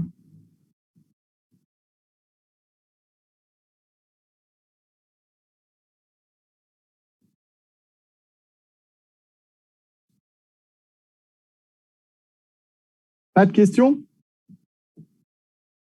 Alors, effectivement, j'avais redessiné les structures. Ici, moi, j'avais mis CO2H parce que souvent, après les hydrolyses, ce qu'on fait, c'est qu'on neutralise et on peut obtenir les acides carboxyliques si on acidifie la solution. D'accord, hein? Ce qu'avait écrit votre camarade, c'est juste parce que je n'ai pas précisé LiOH puis H3O+. Hein, mais le 12-HETE, la structure du 12-HETE, c'est l'acide carboxylique correspondant. Donc, dans la séquence, il manque puis H3O+, pour reprotoner l'acide carboxylique, le carboxylate sous forme acide carboxylique. OK? Alors, avant de faire, je vais en profiter pour vous donner un petit complément là-dessus avant de parler de la réaction de métathèse. Un petit complément là-dessus. Alors, hop. Je vais mettre ça en grand. Et on va essayer d'examiner une petite séquence, ici. Si je prends une molécule de phénylacétylène, par exemple. D'accord, je prends le phénylacétylène.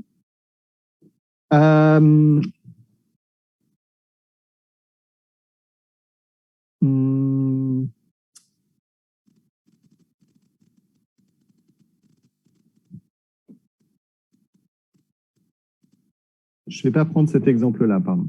Ouais, si, je peux prendre cet exemple-là.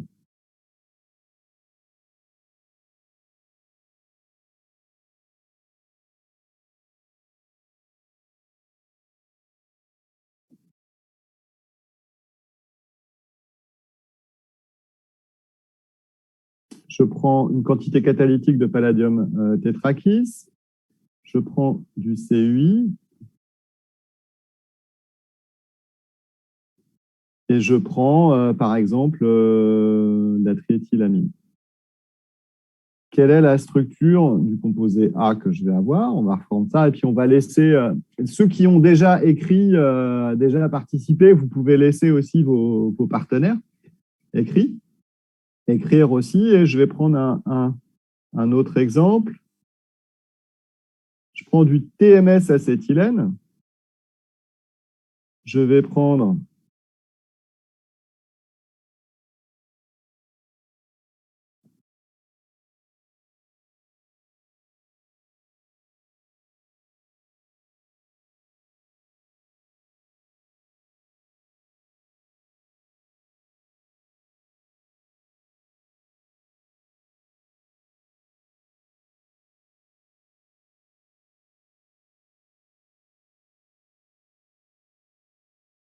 du PdCl2 PFI3 deux fois en quantité catalytique, du CUI avec de la diéthylamine. Donc, je vais obtenir le composé B. Ensuite, je vais utiliser du carbonate de potassium dans le méthanol. Je vais obtenir le composé C. Et ensuite, je vais reprendre du palladium tétrakis.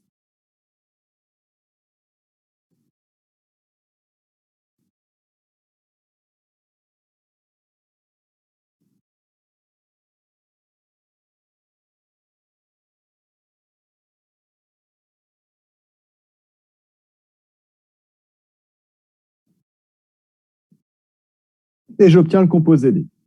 Je vous laisse un peu réfléchir là-dessus. Et puis, à la limite, j'ai bien vu qu'il y en a qui étaient à l'aise. Ceux qui ont déjà répondu, c'est très bien, vous êtes à l'aise. Mais là, du coup, peut-être qu'on peut avoir quelqu'un d'autre qui nous propose les structures. Ce serait bien.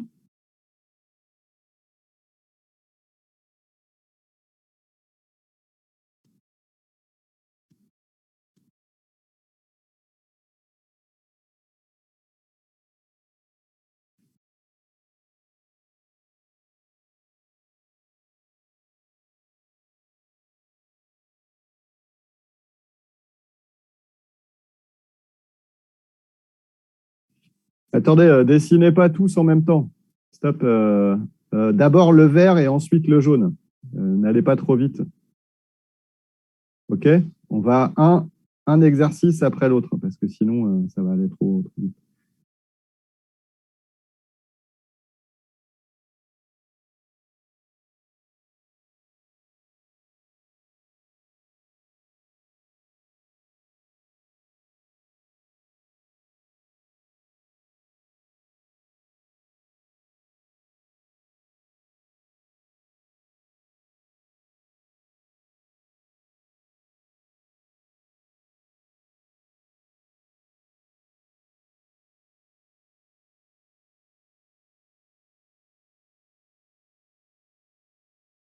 Alors, très bien.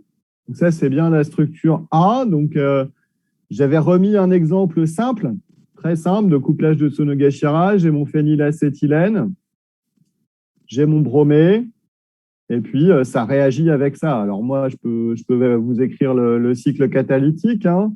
Vous allez avoir le palladium tétrakis qui va subir une double élimination non réductrice, il plus 2 PFI3. On va avoir mon palladium de type ici, si je change de couleur, moi je le ferai après, lui il va faire une addition oxydante avec le bromé. Le bromé, c'était celui-là, si je ne me souviens bien. Est-ce que c'était le bon? Ouais, c'était ça. Donc, je vais avoir cette espèce-là qui va réagir.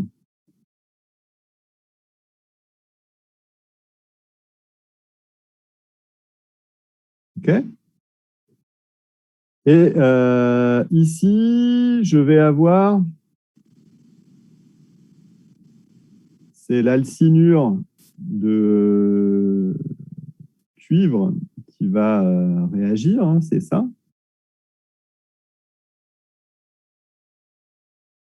Qui va réagir. Alors, attends, je vais avoir assez de place.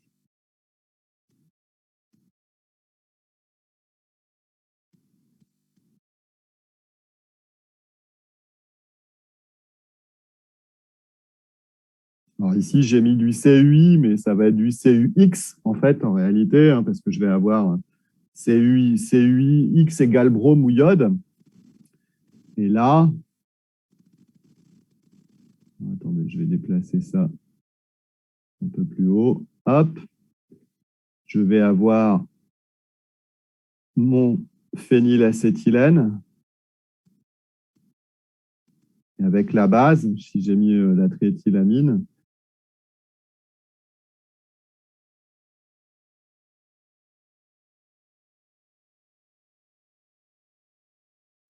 Qui va réagir, et là, je vais faire une transméthylation.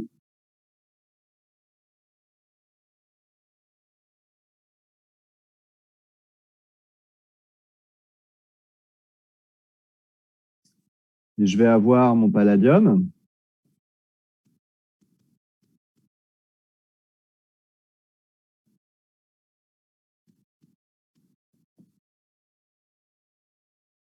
Qui va être là.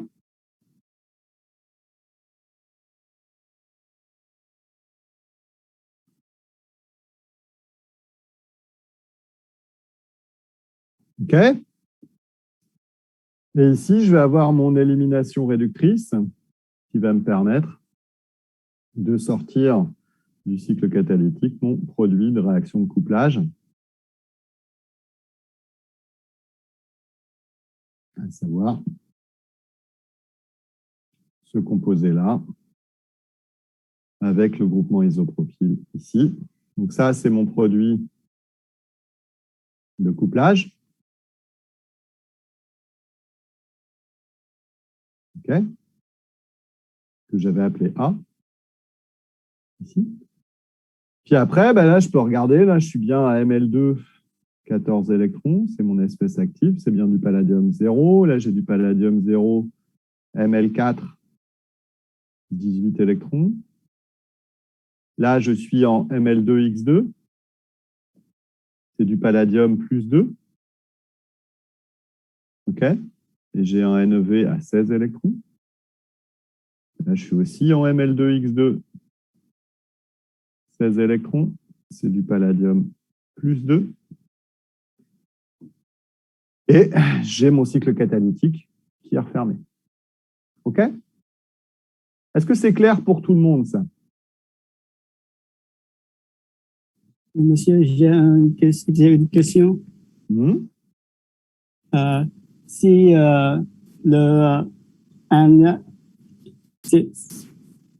si le phénylacétylène a un couplement sur l'acide ortho ou méta, est-ce que... Ici? Oui, ortho ou méta.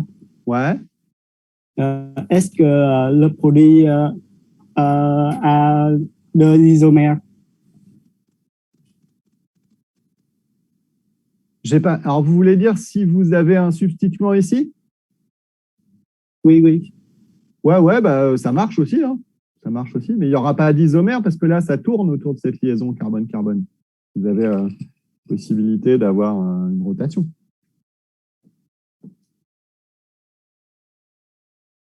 Il n'y a pas de phénomène d'atroposélectivité sur ces composés-là, parce que vous avez libre rotation autour de cette liaison-là.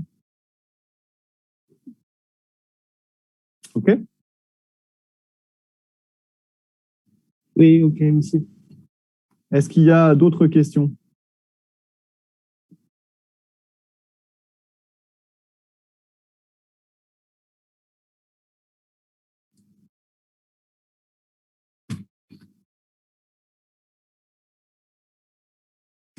Donc ça, c'est bien le cycle catalytique du couplage de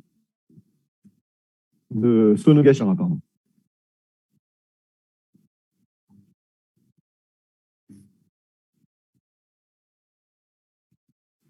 OK. Particularité, on couple carbone sp à un carbone sp2.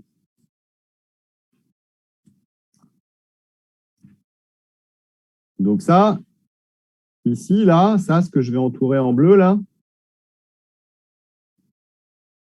c'est ce qu'on appelle, vous m'avez souvent entendu le dire, mais c'est l'espèce active du cycle catalytique, puisque c'est l'espèce qui est régénérée. OK?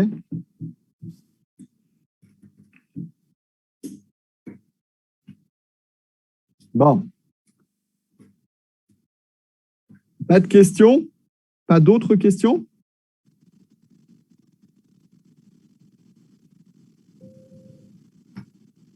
Alors, s'il n'y a pas d'autres questions, on va pouvoir continuer avec l'autre exercice ici. Donc, au niveau de l'autre exercice, on a ce couplage-là. Hein, il faut trouver les structures de B, C et D.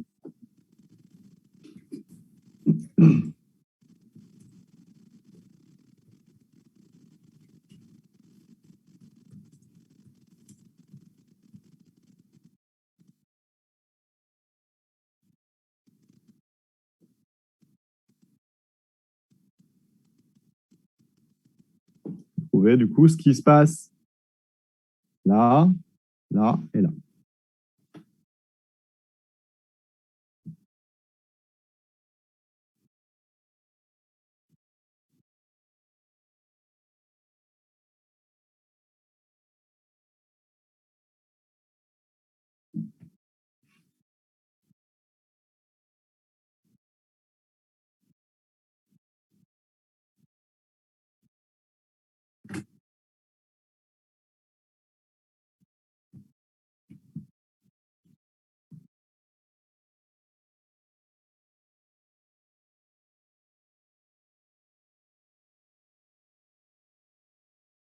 Ouais, je suis d'accord pour la structure du composé B. Alors, ça ressemble beaucoup à ce que je disais tout à l'heure. Maintenant, pourquoi, d'après vous, ici, j'ai un acétal et j'ai pas...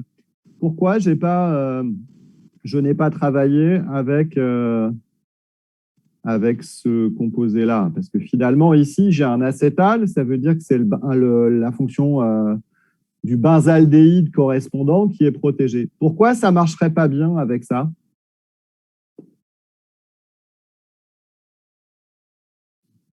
Parce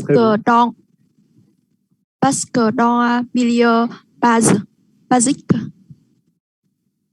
C'est une base nucléophile. Donc ça, ET2NH, ça pourrait réagir avec l'aldéhyde pour former l'iminium correspondant. Ça, si je le fais réagir avec ET2NH, attendez, pardon, hop, ET2NH, ben, c'est une base nucléophile, hein. Et je vais faire l'iminium correspondant, hein.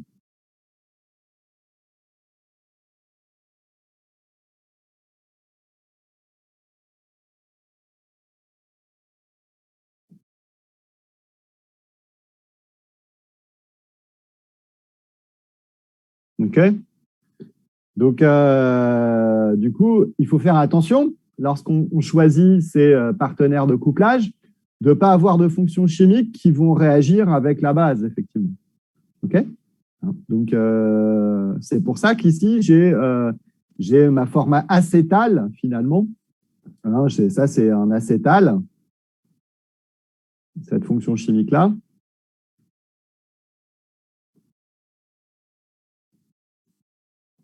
Ça, c'est ce qu'on appelle un acétal. Et c'est un groupe protecteur de ma fonction aldéhyde. OK? OK, très bien. Alors, du coup, ça, c'est bien la structure du composé B. C'est bien. Je suis d'accord. Ici. Ensuite, est-ce que quelqu'un d'autre peut proposer la structure du composé C?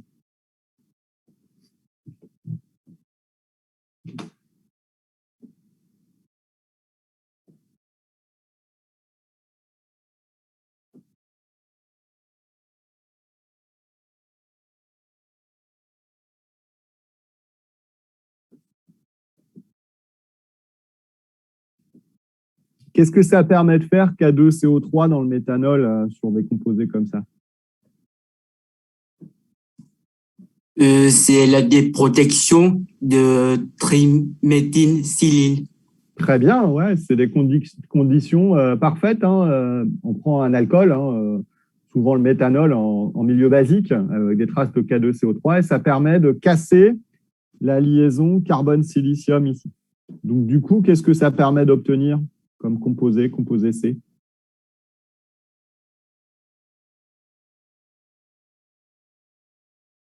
Si vous voulez, quelqu'un peut le dessiner si vous voulez.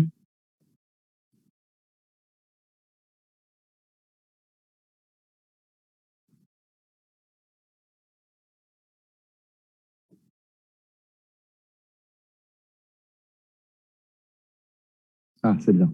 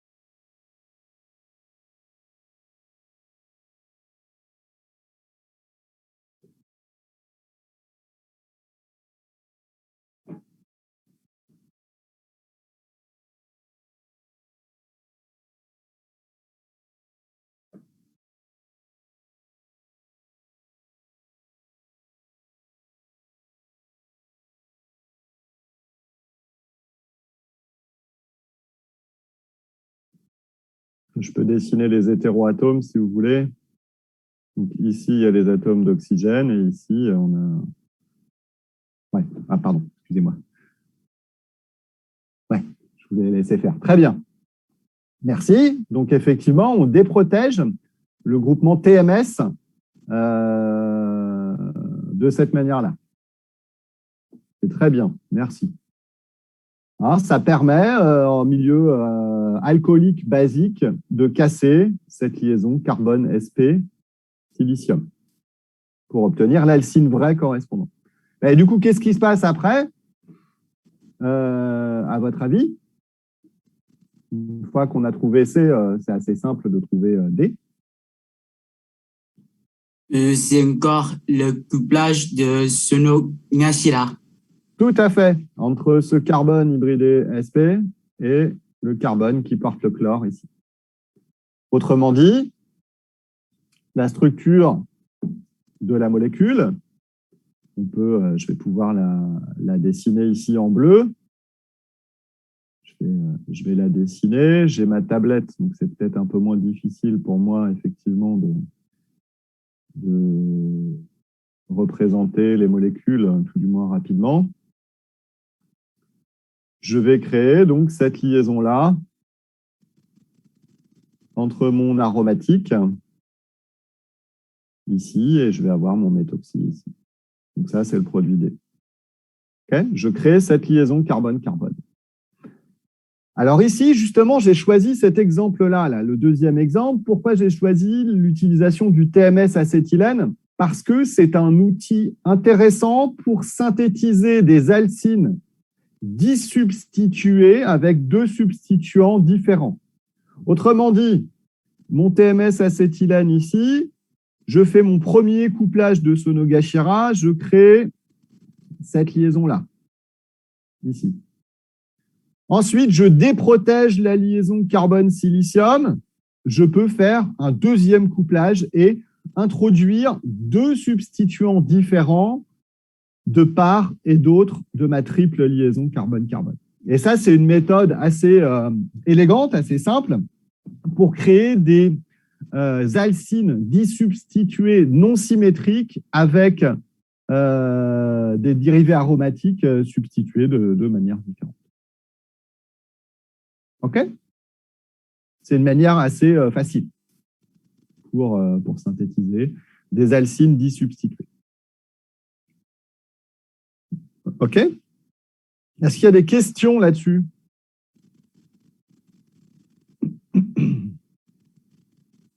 Est-ce que vous avez des questions?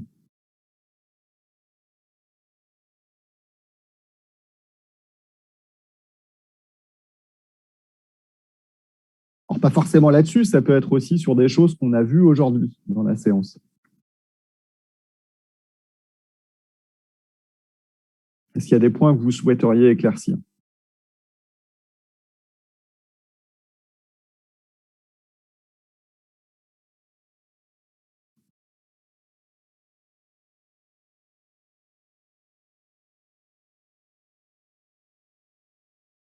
Est-ce que ça va? Parce que là, j'ai un aperçu pour celles et ceux qui ont participé, que je remercie beaucoup. Hein. Malheureusement, je n'ai pas pu identifier, mais je m'en excuse, vos prénoms et vos noms. Ceci dit, j'ai vu que certains maîtrisent bien les choses et c'est très bien. Mais je me doute bien que ce n'est pas forcément évident pour tout le monde. Et pour les personnes qui ont plus de difficultés, il ne faut pas hésiter aussi à redemander des explications. Hein. C'est quelque chose, je suis là pour répondre aux questions. Alors, y a-t-il, dernier appel, y a-t-il des questions?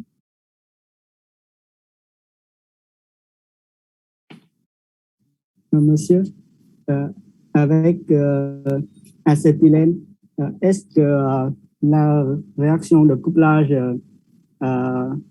c'est en couplage de bouts simultanément ou successivement? Alors, c'est exactement ce que je disais. Ici, si avec l'acétylène, alors je vais dessiner ce que vous dites. Si je prends l'acétylène, c'est ça votre question, et que je mets, je ne sais pas moi, du chlorobenzène, du bromobenzène, avec du palladium 0, avec toujours CUI et triéthylamine, je peux faire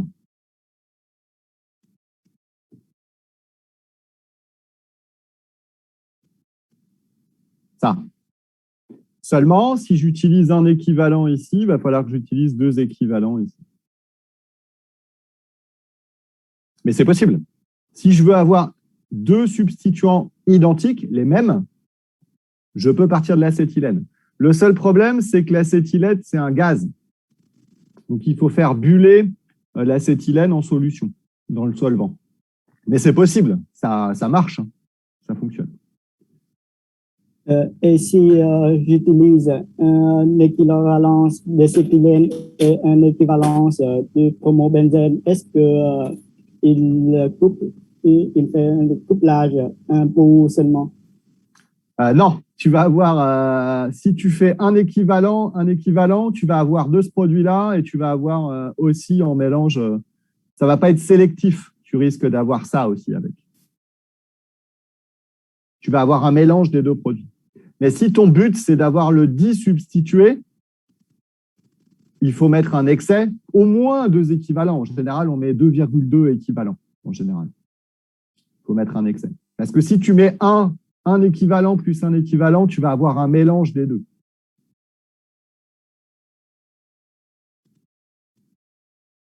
Est-ce qu'il y a d'autres questions? Ces 2 réactions de couplage ont lieu à la fois ou successivement? Ça, c'est difficile à dire. Je pense que les 2 chemins réactionnels sont possibles. Les 2 chemins réactionnels sont possibles.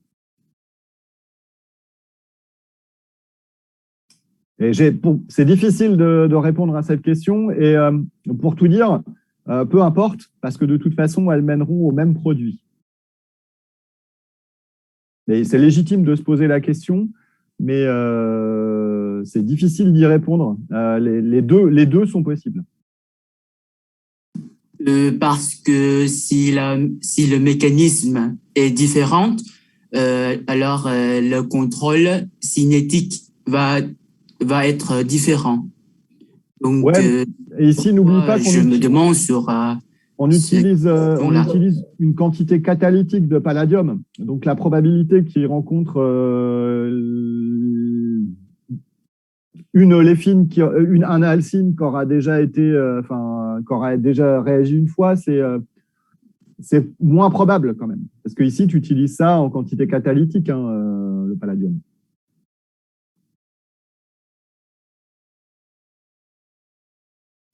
Merci. Alors, est-ce que vous avez d'autres questions? Si vous n'avez pas d'autres questions, je peux arrêter la séance ici. Et la semaine prochaine, on se verra, je crois que c'est le jeudi la semaine prochaine, hein, qu'on se voit. Ce ne sera pas le mardi, et ce sera enfin, ce sera 1 heure plus tôt pour moi, en tout cas, pour l'heure française, ce sera 1 heure plus tôt et ce sera le jeudi 4 novembre, la prochaine séance. Et à la prochaine séance, on parlera de la réaction de métathèse. Métathèse des oléfines, prix Nobel de chimie 2005. Ici, les couplages palado-catalysés, prix Nobel de chimie 2010. Et on ira voir un autre prix Nobel de chimie la semaine prochaine. OK ? Ben, je vous souhaite une bonne soirée chez vous et puis bon courage pour vos cours en visio. Si vous faites tout en visio, ça doit être assez dur. Donc, bon courage à vous et bonne soirée. Au revoir. Merci, monsieur. Merci, Au revoir, monsieur. monsieur. Au revoir. Au revoir. monsieur. Au revoir, monsieur. Au revoir, monsieur. Au revoir, Au monsieur. revoir tout le monde.